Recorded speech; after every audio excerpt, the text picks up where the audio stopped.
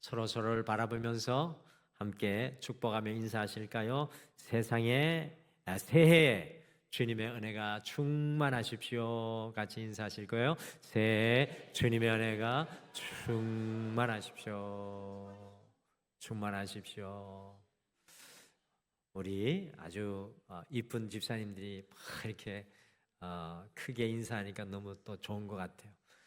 나한테도 나중에 해주세요. 지난 설 명절을 어떻게 보내셨습니까? 저는 개인적으로 마음이 많이 아팠던 명절이었던 것 같습니다. 첫 번째, 하나밖에 없는 딸이 다시 공부하러 훌쩍 떠나버려서 딸의 빈방을 바라보면서 많이 허전한 명절이었던 것 같습니다.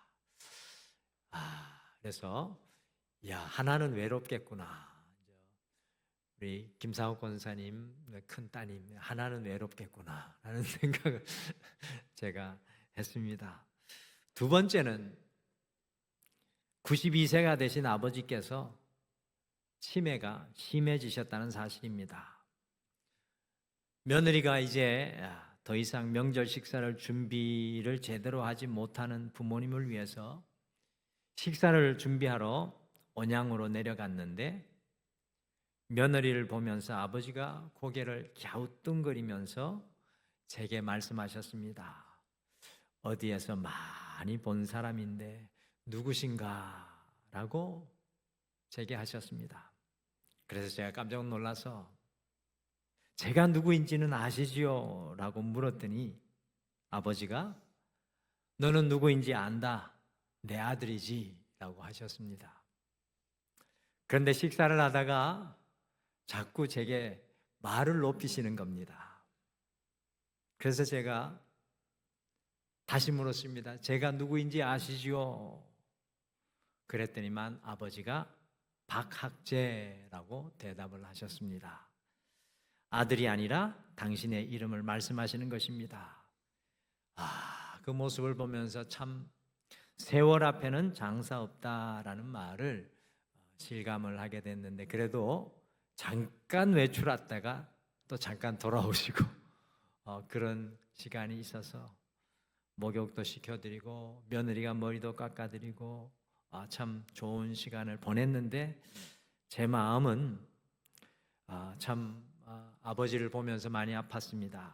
어머니도 치매 초기여서 이 불안증이 점점 커지는 것 같고 이 간단한 물건을 찾는데도 한두 시간이 걸리는 것을 보면서 이 두 분의 문제를 어떻게 해야 할지 난제다라는 생각을 하게 되었습니다.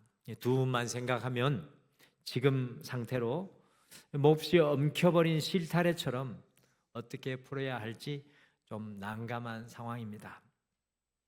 오늘 함께 읽으신 이 요한복음 6장 속에서도 사람의 능력과 힘과 지혜로 풀어낼 수 없는 인생의 난제가 등장을 하고 있습니다. 어떤 인생의 난제가 오늘 말씀에 등장하고 있습니까?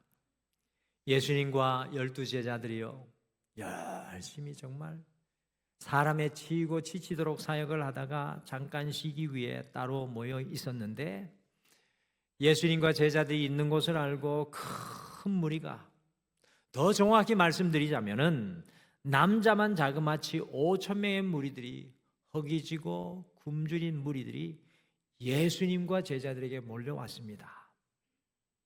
광야에 있는데 그 광야로 남자만 5,000명이라고 몰려왔는데 이 성서학자들에 따르면 남녀 어린아이까지 합하면 최소 10,000명, 최대 20,000명의 사람들이 곳곳에서 굶주림과 허기진 모습으로 오늘 예수님께, 이 광야에 있는 예수님께 나와왔다는 것입니다. 이 모습을 보신 예수님께서 제자들에게 질문을 던지는 거죠. 특별히 제자 빌립을 꼭 집어서 말씀하시지만 모든 제자들에게 하신 질문입니다. 같이 요한복음 6장 5절 말씀 함께 읽어보실까요? 6장 5절 같이 읽겠습니다. 시작. 예수께서 눈을 들어 큰 무리가 자기에게로 오는 것을 보시고 빌립에게 이르시되 우리가 어디서 떡을 사서 이 사람을 먹이겠느냐 하시니, 오늘 예수님과 제자들은 큰 무리, 남자만 5,000명의 장정들이 그들 앞에 다가오는 것을 보고 있습니다. 그런데 주님께서는 2000년 전입니다. 광야입니다. 아무것도 없는 그곳에 5,000명의 굶주린 무리, 곧 도저히 풀 수 없는 인생의 난제를 제자들에게 질문하는 거죠. 우리가 어디서 떡을 사서 이 사람들을 먹이겠느냐? 2000년 전에 불가능한 일입니다. 저는 오늘 이 말씀을 읽으면서 사실 우리 모든 인생은 오늘 2000년 전 5,000명 앞에 서 있었던 인생의 난제 앞에 서 있었던 것과 같이 우리 모든 인생은 저마다의 인생의 난제 앞에 서 있습니다. 풀어지지 않는 문제와 풀어지지 않는 아픔과 풀어지지 않는 어려움 앞에 우리는 서 있다는 사실입니다. 우리 스스로 해결할 수 없는 인생의 5,000명의 난제가 우리 앞에 떡 버티고 서 있습니다. 해가 달라지면 좀 달라질 줄 알았는데 해가 달라지니 그 문제는 더 커져 있는 것 같습니다. 이 인생의 난제 앞에서 주님의 사람인 우리들은 어떻게 살아가야 하겠습니까? 그래서 오늘 복의 통로 이제 8번째 시간에 제목은 인생의 난제 앞에서라는 말씀의 제목인데, 과연 인간의 수단과 방법으로 넘을 수 없는 5,000명의 난제 앞에 예수님의 제자들, 어떻게 보면 예수님을 눈으로 보고 따랐던 예수님의 제자들은 어떻게 반응했고 어떻게 이 문제 앞에 서 있었는지 좀 따라가면서 살펴보기를 원하고요. 그리고 마지막으로 예수님은 이 난제 앞에 어떻게 반응하셨는지 살펴보면서 2026년을 이 설 명절을 지나고 새롭게 시작하면서 우리가 걸어야 할 믿음의 길을 함께 찾고 발견해 보시겠습니다. 그리고 한 주 동안 이 말씀을 실천해 보시죠. 과연 인생의 난제 앞에서 제자들은 예수님은 어떻게 반응했을까요?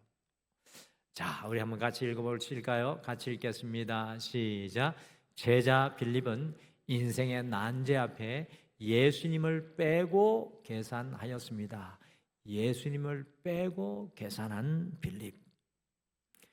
허기그이 지고 지친 5,000명을 보고 예수님께서 특별히 제자 빌립에게 5절을 질문하셨습니다. 저는 이 빌립을 꼬집어서 질문한 것은 2000년의 시간을 넘어서 오늘 우리의 이름을 거기다가 넣어도 될 것 같아요. 2000년의 시간을 넘어 오늘날의 인생의 난제 앞에 서 있는 바로 우리 모두에게 던지는 예수님의 질문인 것 같습니다. 뭐라고 말씀하셨습니까? 우리가 어디서 떡을 사서 이 사람들을 먹이겠느냐? 오늘 왜 예수님께서 이렇게 질문하신 걸까요? 왜 빌립을 꼭 집어서 인생의 난제 앞에 빌립을 끌어다가 세우는 것입니까? 그 이유가 6절에 나옵니다. 같이 6절 말씀 읽겠습니다. 시작. 이렇게 말씀하시면 친히 어떻게 하실지를 아시고 빌립을 시험하고자 하심이라. 예수님은 아멘입니다. 그렇습니다. 예수님은 이미 5,000명 앞에서 어떻게 하실지를 그분만의 계획이 있으셨어요. 그러나 이렇게 인생의 난제 앞에 빌립에게 묻고 계신 것은 빌립을 시험하고자 하심입니다. 곧 빌립을 깨닫게 하시려는 것입니다. 그럼 우리가 인생을 살아가다 보면 우리의 생각과 지혜와 자원으로 도저히 넘을 수 없는 수많은 5,000명의 문제, 곧 인생의 난제 앞에 여러분과 제가 서게 되어 있습니다. 하나님께서 우리를 그것에 세우시는 이유는 우리를 깨닫게 하시기 위함입니다. 여러분들 인생의 난제 앞에서는 깨닫고 살아계신 주님을 그곳에서 발견해야 합니다. 지금 우리가 만나고 있는 이 인생의 난제 앞에 하나님께서 우리에게 보이시는 것을 깨달아야 합니다. 그렇다면 빌립은 5천 명 앞에서 우리가 어디에서 떡을 사서 이 사람을 먹이겠느냐라는 예수님의 질문에 무엇이라고 대답했을까요? 궁금하지 않으십니까? 빌립이 이렇게 대답을 했습니다. 우리 7절 같이 읽어보실까요? 7절 함께 읽겠습니다. 시작. 빌립이 대답하되 각 사람으로 조금씩 받게 할지라도 200데나리온의 내 떡이 부족하리이다. 빌립은 5천 명 앞에서 예수님의 질문을 듣고 각 사람에게 조금씩 주어 먹게 해도 200데나리온의 떡이 부족할 것이라고 즉각적으로 대답했습니다. 예수님이 빌립을 왜 꼭 집었는지 아시겠죠? 빌립은 굉장히 이성적이고 논리적이고 합리적인 계산가였습니다. 아마 12제자 중에 요 머리가 굉장히 스피디하게 아주 빠르게 돌아가는 제자였지 않았나 싶습니다. 빌립은 참 똑똑하고 청명한 사람이었습니다. 우리 성도님들 한 500명 식사를 준비하려면 얼마 정도 들지 계산이 가능하십니까? 오늘날은 계산이 가능하죠. 마켓이 옆에 2000년 전에 광야에서 500명 먹이려면 얼마 들었겠습니까? 그런데 500명이 아니라 지금 5,000명, 아니 10,000명이 넘는 사람들 앞에 서 있습니다. 그런데 빌립은 이 인생의 난제를 보고 금방 200데나리온의 돈을 계산하고 추정해냅니다. 여러분들 2000년 전에 1데나리온은 건강한 남자의 하루 임금입니다. 그러니까 1데나리온은 건강한 남자의 하루 임금으로 200데나리온 하면은 약 한 사람의 8개월치 임금에 해당하는 돈으로 오늘날의 돈으로 환산하면 적어도 2천만 원 이상이 되는 돈입니다. 빌립은 정말 합리적이고 냉철하고 계산적인 사람이었습니다. 그러니 5천 명 앞에서 빌립의 계산에 따르면 어떻게 해야 합니까? 200데나리온의 그 많은 돈을 지금 구할 수 없는 형편입니다. 또한 설사 그 돈이 있다 하더라도 그 많은 떡을 살 수 있는 곳도 광야에서 없었습니다. 오늘날에도 금방 장정만 5천 명을 먹일 수 있는 음식을 만들 수 있는 곳은 없습니다. 제 생각에는 요 염창동 등촌동에도 5천 명 먹이자고 식당 예약하면 나가 떨어질 것입니다. 그러니 다른 복음서에 보니까 치밀한 빌립의 결론은 그렇습니다. 불가능하니 빨리 이 5천 명을 예수님께 돌려보냅시다 라고 빌립이 결론을 짓습니다. 그러나 오늘 말씀을 가만히 묵상하면 묵상할수록 치밀한 계산과 빌립이 한 가지 중대한 실수를 하고 있는 것을 우리는 발견하게 됩니다. 그것은 바로 빌립은 5천 명 앞에서 계산할 때 지금 자신 앞에 서 계신 예수님을 빼놓고 계산하였다는 사실입니다. 지금 내 앞에 서 계신 예수님을 빼놓은 계산은 아무리 잘한 계산이라도 틀린 계산입니다. 6절과 같이 이미 예수님은 이 5천 명 앞에서 무엇을 할지 분명한 계획을 가지고 있었습니다. 빌립은 예수님의 계획을 빼고 계산하였습니다. 빌립은 자신의 계산에서 예수님의 능력도 빼고 계산했습니다. 빌립은 정확한 계산가였지만 자신의 계산에서 이 지치고 허기진 5천 명을 향한 예수님의 긍휼과 자비와 은혜도 빼고 계산했습니다. 자신의 계산에서 예수님을 빼는 영적인 빼기 인생이었습니다. 예수님이 빠진 인생이 빌립이었던 것입니다. 인생의 난제 앞에 예수님이 빠진 인생이 빌립이라는 것입니다. 옆에 분을 보십시오. 옆에 분 한번 바로 빌립은 누구?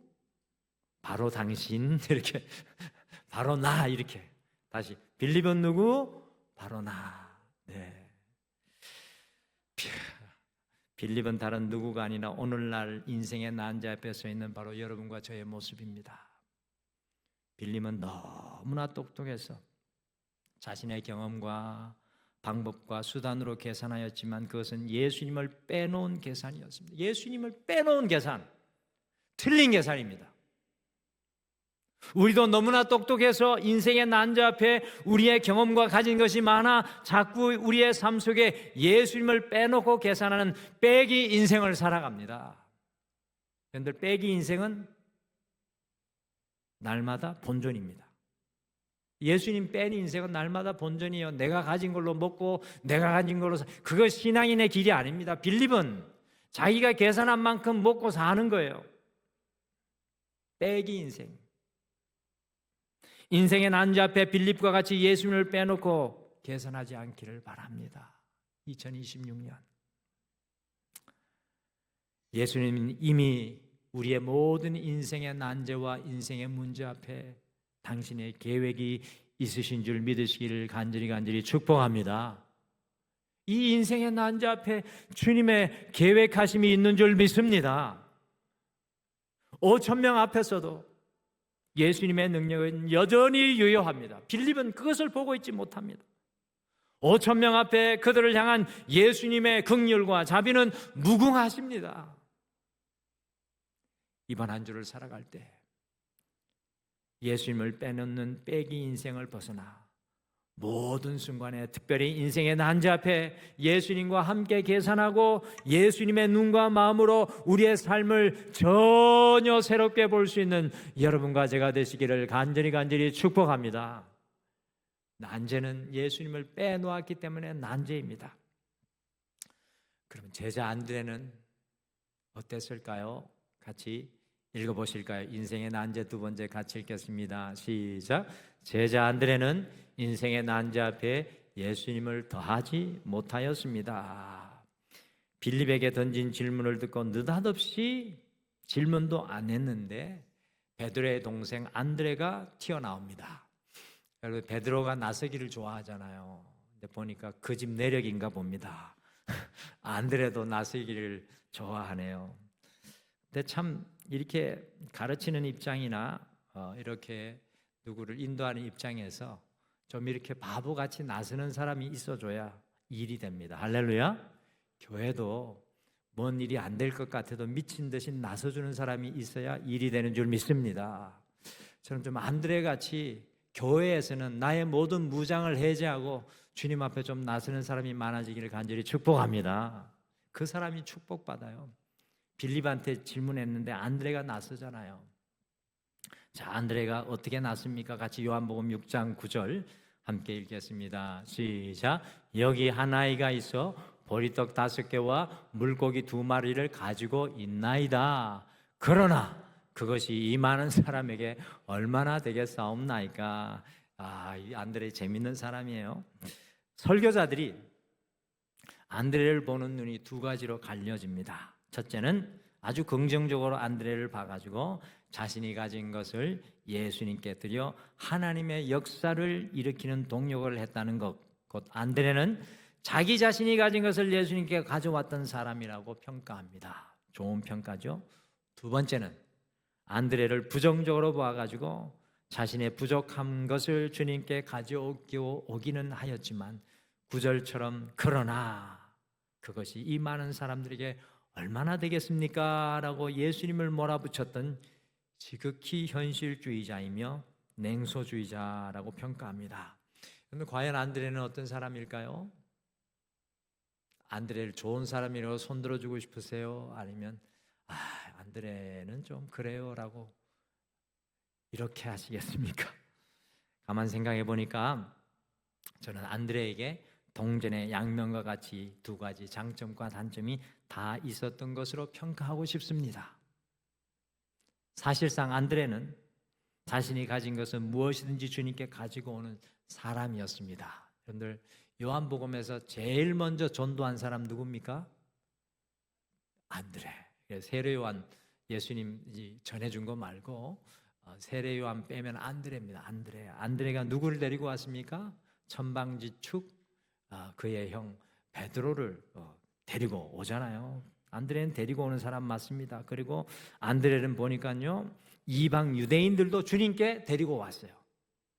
오늘 말씀 속에도 보면 소년의 보잘것없는 보리떡 5개와 물고기 2마리를 주님께 가지고 왔습니다. 안드레는 인생의 난제를 주님께 가지고 오는 사람이었습니다. 근데 문제가 있어요. 우리의 모습하고 많이 닮았습니다. 우리도 주님 앞에 문제는 잘 가지고 옵니다. 근데 문제는 9절에 그러나가 문제입니다. 그러나 가지고 왔는데 가만히 있으면 되는데 잘 놔두다 보니까 속마음을 다 솔직히 말합니다. 주님께 가지고 오기는 잘하였지만 그러나 이것을 가지고 누구 입에 풀칠하겠습니까? 라는 지극히 현실에 매여 있는 연약함이 안드레에게 있었습니다. 안드레는 눈을 씻고 봐도 정말 형편없는 소년의 도시락 외엔 아무것도 볼 수가 없었습니다. 안드레의 가장 큰 실수는 자신이 주님께 가져왔던 그 소년의 도시락, 곧 내가 가진 것에 주님의 능력을 더하지 못하는 것이었습니다.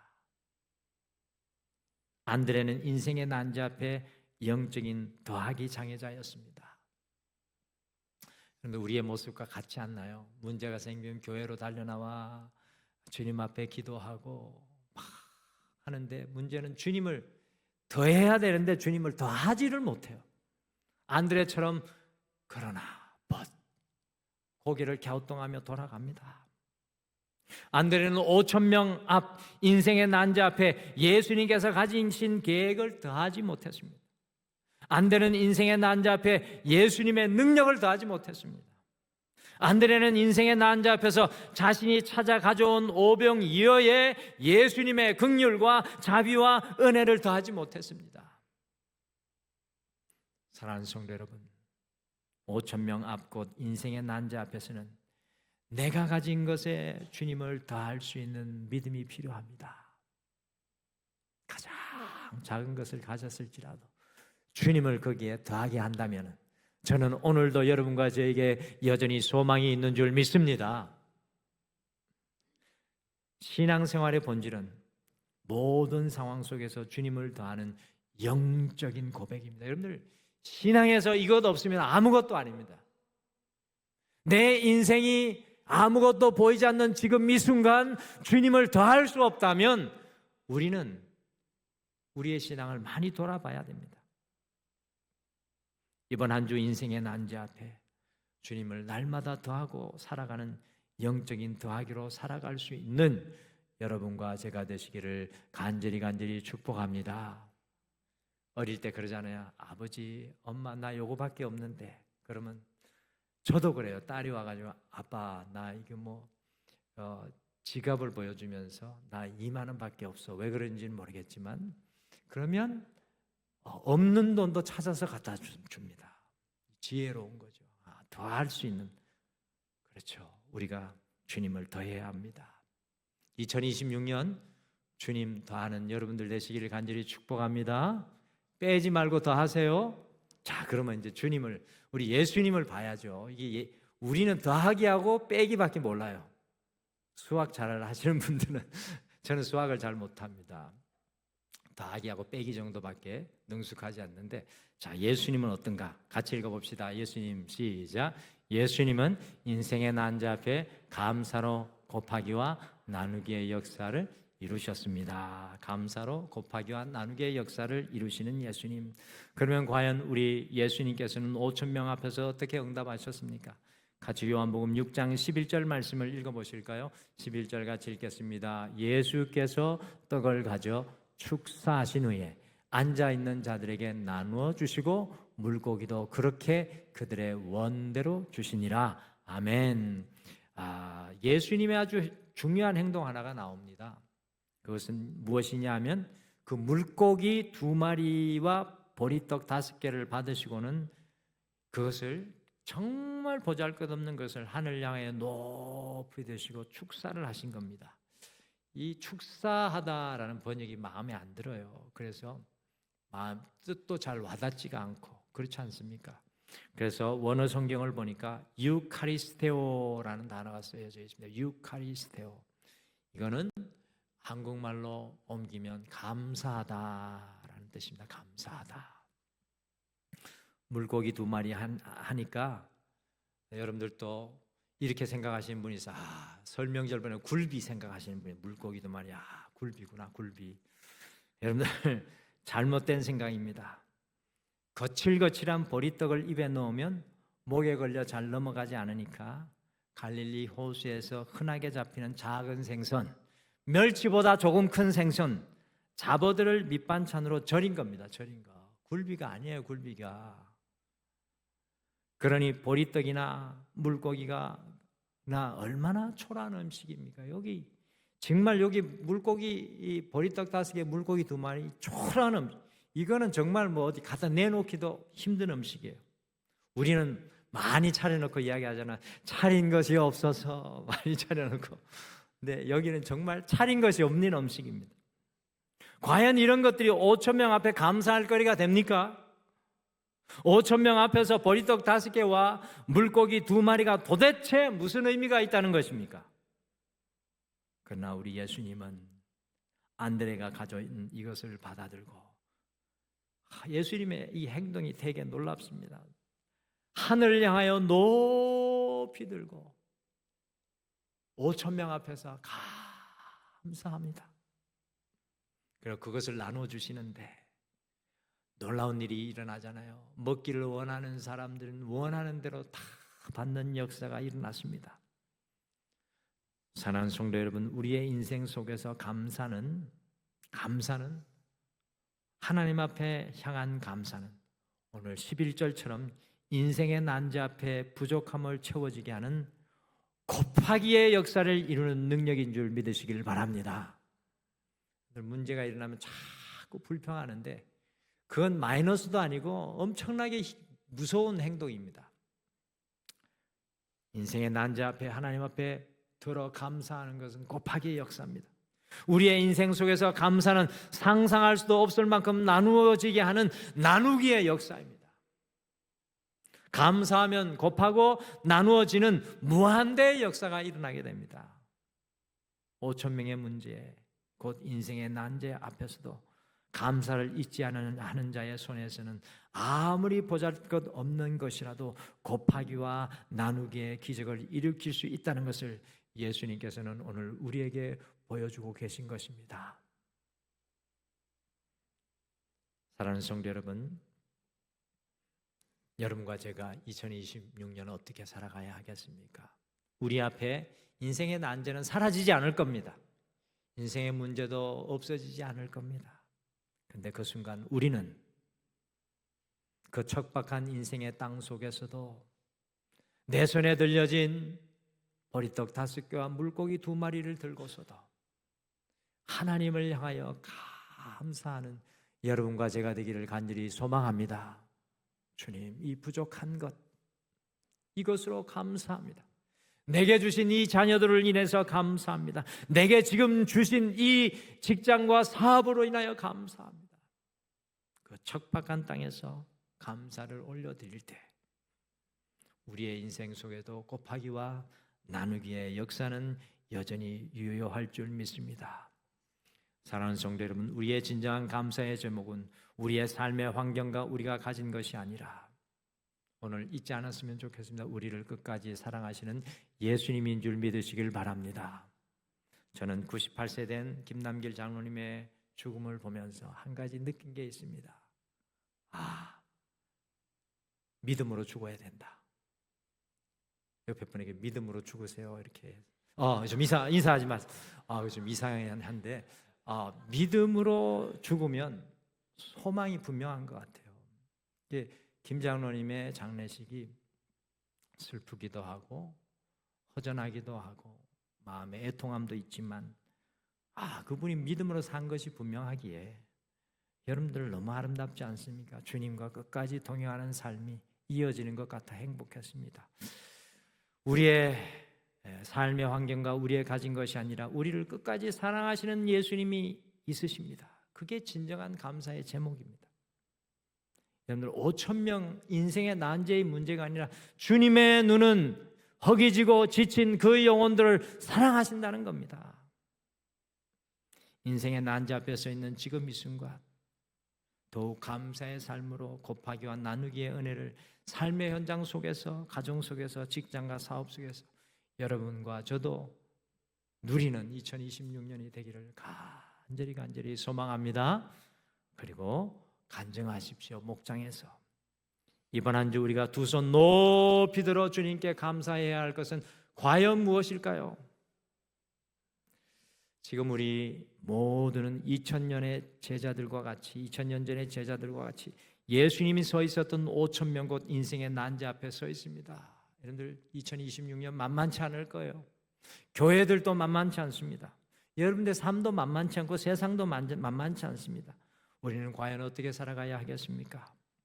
여러분들 기억하십시오. 빌립처럼 예수님을 빼기 인생에 서지 말기를 바랍니다. 안드레처럼 예수님을 우리의 삶에 더하지 못하는 안타까움에 머무르지 마시고 인생의 난제 앞에서도 지금 이 순간 우리가 가진 것으로 인해 오직 그리스도 예수로 인해 감사하며 곱하기와 나눔의 역사를 기대하는 여러분과 제가 되시기를 간절히 축복합니다.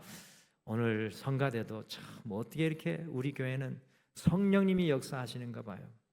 제가 아무것도 모르고 주일 준비하면서 결단의 찬양을 정했는데 주가 일하시네입니다. 근데 오늘 성가대가 주가 일하시네를 찬양을 하더라고요. 그래서 우리 부목사님, 목사님 성가대 찬양하고 결단 찬양이 똑같습니다. 아무 문제 없다. 성령님이 역사한다. 할렐루야. 그래서 오늘 마지막 찬양은 우리 주가 일하시네라는 찬양입니다. 오늘 이 오병이어의 사건이 그대로 담겨져 있는 찬양인데요. 우리 같이 이 찬양 고백하면서 오늘 말씀 생각하며 기도하겠습니다.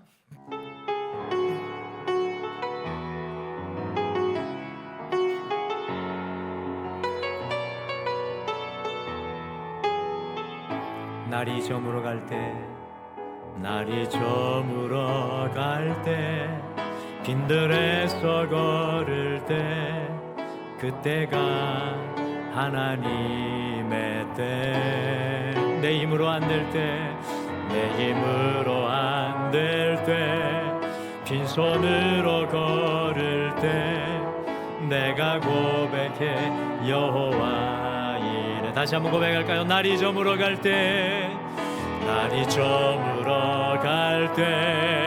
빈들에서 걸을 때 그때가 하나님의 때. 아멘. 내 힘으로 안 될 때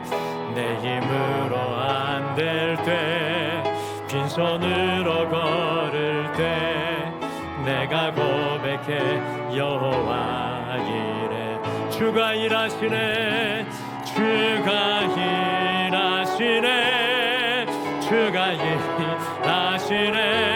주께 아끼지 않는 자에게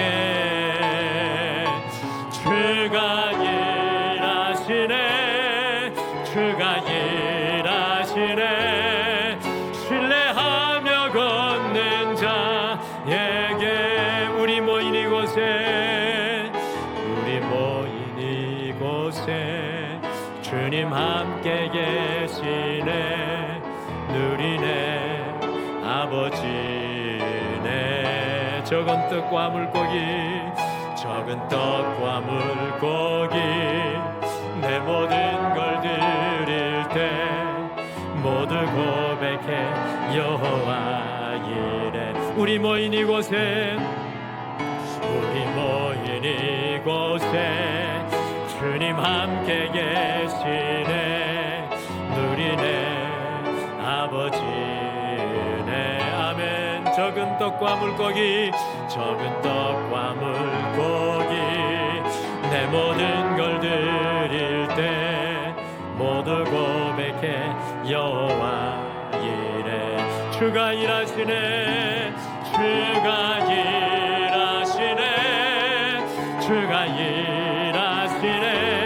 주께 아끼지 않는 자에게 주가 일하시네 신뢰하며 걷는 자에게 주가 일하시네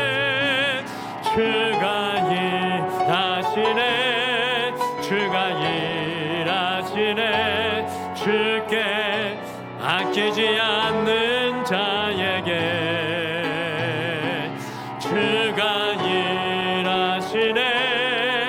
주가 일하시네 신뢰하며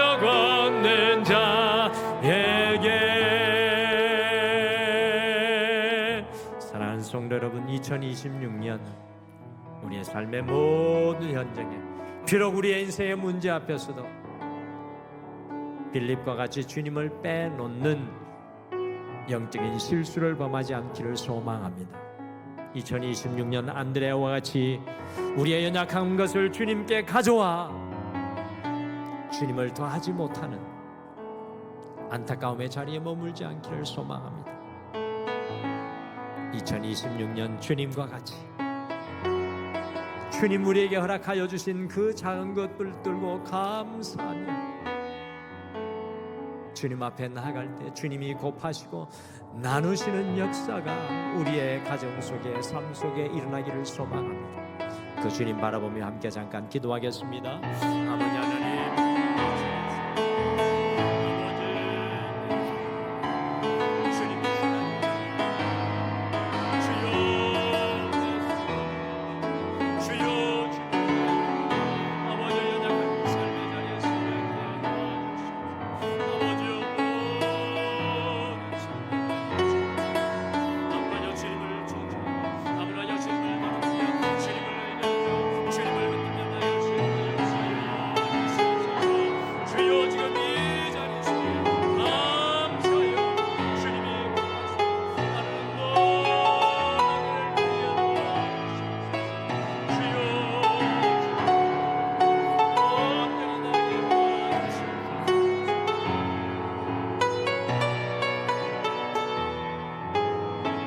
주가 일하시네, 주가 일하시네, 주가 일하시네.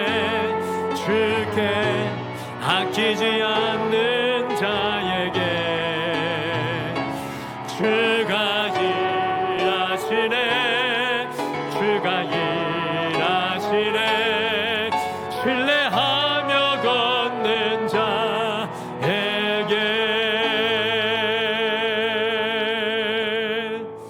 지금은 우리 주 예수 그리스도의 은혜와 우리 하나님 아버지의 극진하신 사랑하심과 성령님의 함께하심과 위로하심과 동행하심이 오늘 이 예배를 드리며 빌립과 같이 주님을 빼놓지 않기를 원하고 안드레아와 같이 주님을 더하지 못하는 안타까움이 아니라 지금 내가 가진 것을 예수님과 같이 감사하며 곱하게 나누기를, 그 은혜를 누리기를 소망하는 사랑하는 모든 성도님들의 삶 위에, 가정 위에, 자녀들 위에, 직장과 사업 위에, 이 교회 위에, 온 세계 열방 위에 영원토록 함께 하시기를 간절히 축원하옵나이다. 아멘.